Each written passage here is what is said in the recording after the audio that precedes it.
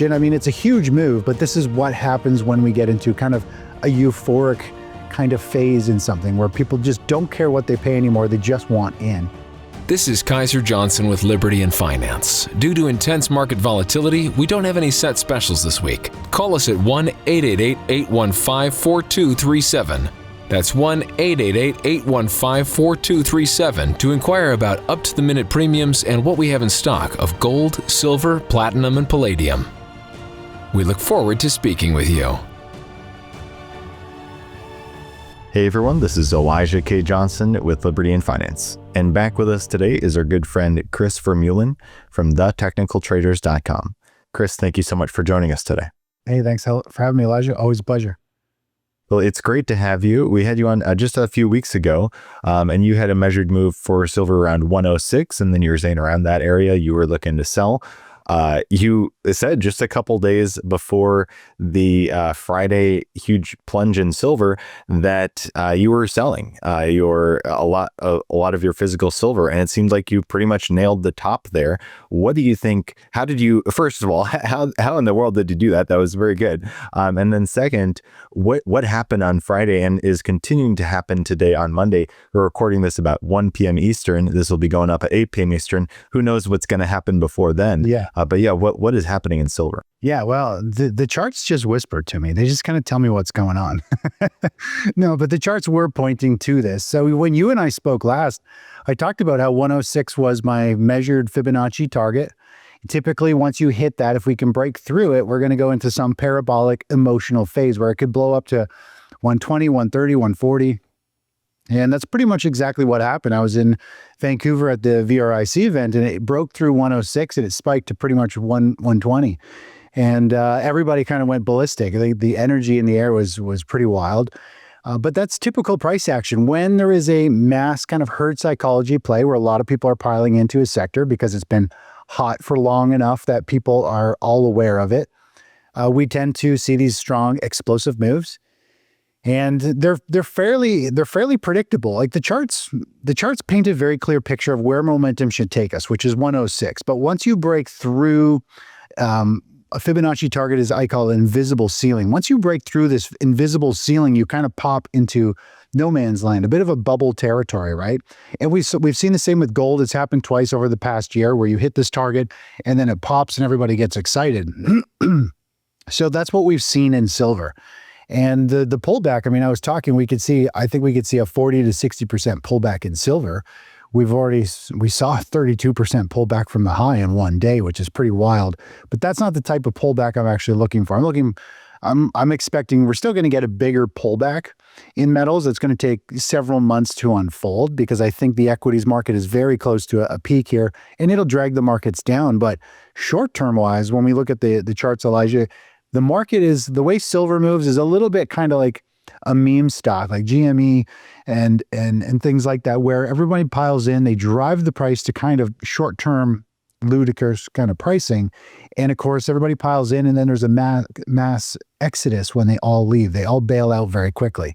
Now, silver is obviously a futures market. So futures and margin calls kick in very quickly, which is what I think happened on that day. There's a ton of margin calls, huge volume. Generally, a commodity doesn't move 32% in a day. So, as soon as you apply leverage to that, I think people with leveraged accounts, leveraged ETF trades on silver, who are trading futures on silver, there was just a lot of forced liquidation. And you could see it on the intraday chart. You could just see the volume picking up and the waterfall sell off, like on the 10-minute chart, just going off a cliff. So I think now we could get a bounce. There's a lot of selling pressure still. People are still in shock. They're trying to digest that move. But I do think we're going to see silver and gold get bought back up here, and potentially silver works its way back to up to 100, maybe even gets back to 110 here. So it's really going to come over the next couple of days. How is this sentiment going to stabilize? But I am still bullish. I do think it's going to get bought up and see as a bargain here for a lot of people. Do you want to share kind of where we are on the charts? Obviously, things are changing by the minute, but kind of what you're seeing and getting a visual on that. Sure, yeah. So if we take a look at the chart here, we got the chart of silver. This is the daily chart. You can see how it takes the staircase up and then the elevator down. That is typical price action. I mean, it's a huge move, but this is what happens when we get into kind of a euphoric kind of phase in something where people just don't care what they pay anymore. They just want in. And that's kind of what we saw. We had a target here at 106. And then, of course, it blew all the way up to 121. And then it fell all the way back down to 72. So when we look at this chart, I believe we could, it still may be under pressure for a few more bars. It might take a little bit more time for in a lot of investors who are nervous to keep selling out, and it's going to keep some downward pressure. But I do think we're going to see this kind of work itself back up to the 100 mark, maybe even push up even higher before maybe it goes into a bigger correction. So that's what I'm trying to get a gauge on right now. The charts now have cleansed the air. We've definitely seen some damage done, and now we just need to see how this is going to unfold. And again, I think we're going to see some bargain hunters step in, and it's going to find support here.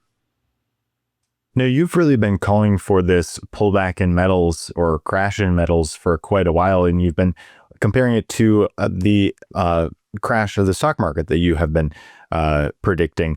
Now, you've been mentioning how in 2008, for example, you saw final blow off top before metals pulled back while the stock market was kind of having its first leg down. So do you want to, now that we've seen this pullback in metals, or this crash really in gold and silver, did you want to compare kind of where are we in that cycle with the stock market and precious metals? Yeah, I mean, I don't believe this. This is where I think a lot of people are going to get caught off guard. I think people are going to think now that, you know, the 20% pullback in gold in like a couple trading sessions, the 32% pullback in silver. I think people think that was the crash, and I don't believe that was the crash. In fact, metals I think could still potentially even push higher. So if we look at these two charts here, this candlestick chart on the left-hand side is the S&P 500 when it hit all-time highs. And then it put in a peak and started to struggle a little bit. The yellow line is the chart of gold. And if we take a look at the right-hand side, we've got the S&P 500 hitting all-time highs, and then the yellow line is gold. And what we've only seen is really just a pullback, a blip. We still could see metals go higher. And if we were to just scroll forward on 2007 chart, notice the candlestick chart down below. The stock market starts to sell off. The money comes out of this equities market and it shoots into gold, silver, platinum, and palladium and sends it sharply higher. So I believe we could actually still see that. You know, bull markets are always trying to buck people off. The pullback in gold and silver, you could argue is still just a buck. Like we could go back to gold, and we've seen this before. When we came over here, you know, this was earlier. This was in October of last year. We saw gold have the very similar move. It took off. It hit our 100% measured move right here, which is where we closed out a short-term position. And then it went into this euphoric kind of blow-off phase. And then, of course, it got hit very hard. And a lot of people thought that was the peak. They're like, okay, it is now reversed. But all it did was anybody who's late chasing it, it put them through this roller coaster ride. It restabilized and it came all the way up. We actually closed out our gold position here on the 28th because it hit our 100% measured move. Gold had the blow off top, just like silver, and now it's correcting again. So gold and silver really are doing kind of these. They're both the same. They have a big run up, then they shake everybody up and tries to scare them out. Then it has a run up and it tries to shake people out. It has a run up. And now the precious metal space is trying to shake things up. Obviously, it's a very big move. It looks like some damage has been done. But when we step back and look at the big picture, the stock market hasn't peaked yet. And I still believe we could see the gold and silver potentially base or even go higher going forward here. So that's where we're at. We're at this big consolidation. We just have to see how the metals are going to react. Are they going to stabilize? Are they going to build a foundation? I think this is just a crowded trade. A lot of people piled in very quickly. It was kind of headline. Everybody was like on a hair trigger to lock in profits, it felt like. And as soon as the selling kicked in, everybody just ejected. And there's a lot of people trading momentum there, meaning a lot of people will put in stops under each previous day or intraday lows. So when we start to see this sell-off, it just triggers all kinds of orders, forced orders, especially the margin calls. So to me, this is actually a pullback at this point, still within the trend. we do need to see it stabilize, or else I might be getting out the rest of my positions. We still hold a good chunk of our metals position, but right now we still got to give it the benefit of the doubt. The long-term trend is still intact. This is just an emotional, everybody jumping out the window really quick. Certainly. And I know your philosophy when it comes to holding precious metals. I mean, for the most part, you're in it for the trade, right? Is my understanding. A lot of our viewers also want to just hold long term. And I think that's a different kind of mindset. But right now, for those trading or wanting in some way to get in and out, and we can't give financial advice, but what is your perspective on that sort of mentality right now, or that sort of trade? Is it just kind of too risky given the volatile price swings at the moment, or do you think right now it's a buying opportunity? Your perspective on that? Yeah, that's a good point. I think time frames is very important. So I just moved back to the monthly chart of gold. And for example, gold peaked out back in 2011. It went into a bear market, traded sideways forever. 2019 is when I put on this particular physical metal position. This is when I piled in, bought lots of precious metals. I also bought some on a pullback in COVID of 2020. I bought some more. And so literally I scaled out like right up here, about 40% of my position. So there's huge gains. This is kind of the long buy and hold.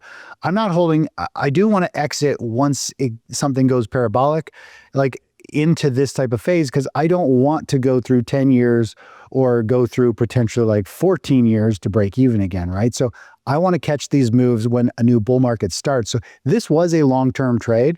I'm still in it. We might still see gold push back up, and hopefully I'll be able to trim or close the rest out at a higher price. And silver is very much the same. When we look at silver, it's got this big parabolic spike. And as you and I have talked about before, if we go way back in time, things that go straight up like to come straight back down, usually at least for half of the move. And so silver was the same. I closed out at 113 and change right up here. Now we need to let it try and figure itself out and see if it's going to quickly pop and get bought back up as an opportunity, maybe even go higher. But so these were long-term investments. Again, I purchased silver back in 2019. Now silver is much more volatile. It ended up taking much more of a hit. I added a lot of silver on the 2020 dip, the COVID dip. And so we're up, hundreds of percent to the upside. But those are long-term plays. And now I want to, trim off because I don't want to hold through potentially a long time where metals might not go higher. A lot of people think metals are just getting started. I think they're kind of coming to an end for a while, and there'll be a different asset class to take advantage of.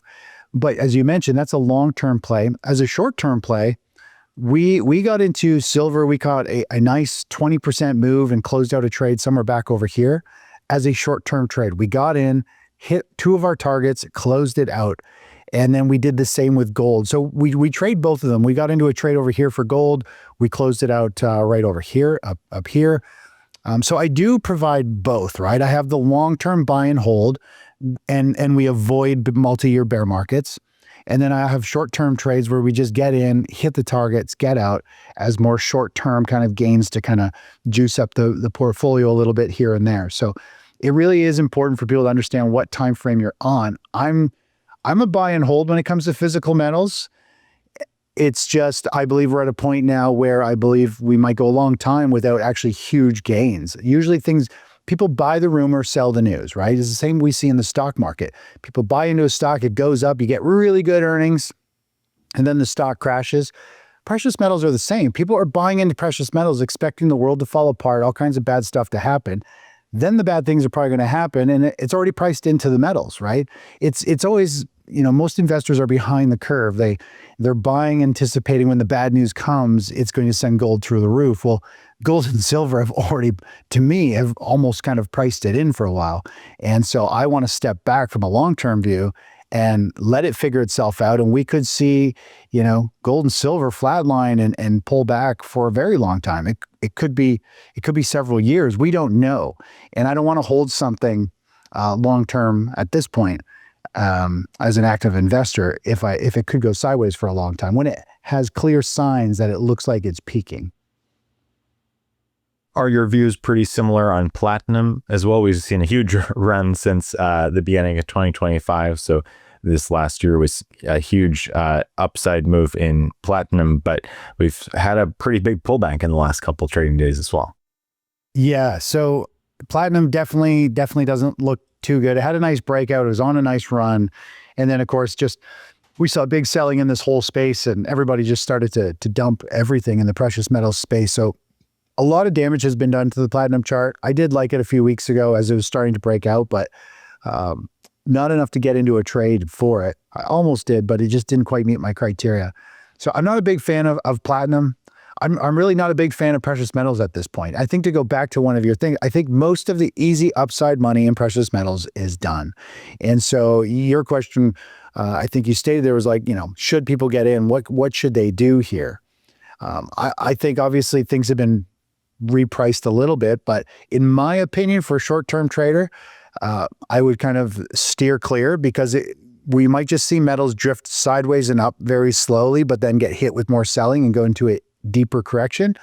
If you're a long-term investor, I'd give it some time. I mean, I think it's best to let the dust settle, see where things kind of peak out.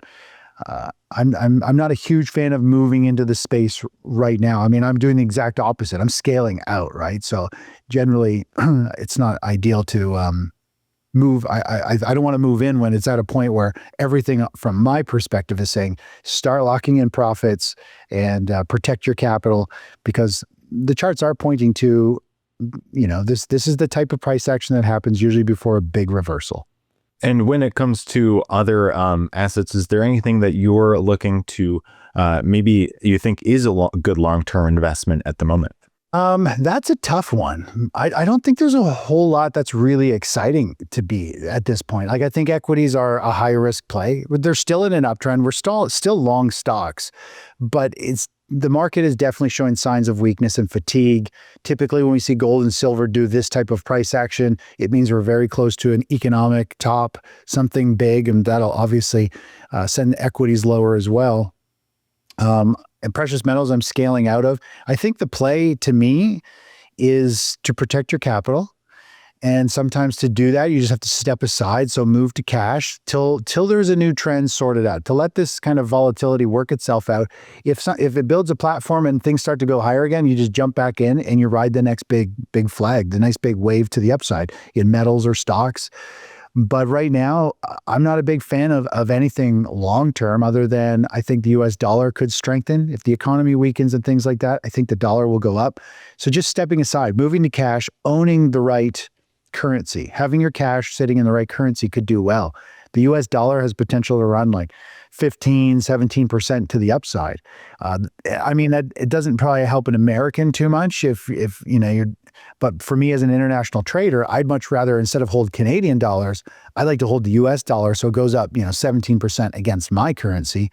And then eventually, if the dollar peaks and the economy goes through a kind of a bit of a washing machine, I can lock in and sell US dollars and buy the cheap Canadian dollar, which will then rise in value, and the US dollar will most likely fall. So, cash is a position. It does require holding the right currency to make it actually generate returns for you. So that's kind of what I like at this point. But don't get me wrong, I'm long stocks. I'm still long precious metals. I just think the music is getting very, very close. All this price action says, there's two people left running around on one seat, and the music is about to stop. Fantastic. Well, we really appreciate your time today, Chris. This last minute interview and taking the call last minute here. If our viewers are interested in learning more, they can go to thattechnicaltraders.com. You're also on YouTube and X. Can you tell us a bit about this? Yeah. So if people like my type of analysis, which is technical and position and risk management, I share exactly what I do in my portfolio with my subscribers. I only give out trades that I take with my portfolio. So we literally trade the markets together. Very educational. Every morning I post a video for people to learn. And you can follow along on YouTube, get a taste of what I do. But if you want my actual trades and you want to do live mentoring sessions every month and learn a lot and be part of a community, then you could go to thattechnicaltraders.com and sign up for my investing newsletter. Fantastic. Chris, once again, thank you so much for your time, and God bless. Thanks, Elijah. This is Kaiser Johnson with Liberty and Finance. Due to intense market volatility, we don't have any set specials this week. Call us at 1-888-815-4237. That's 1-888-815-4237 to inquire about up-to-the-minute premiums and what we have in stock of gold, silver, platinum, and palladium. We look forward to speaking with you.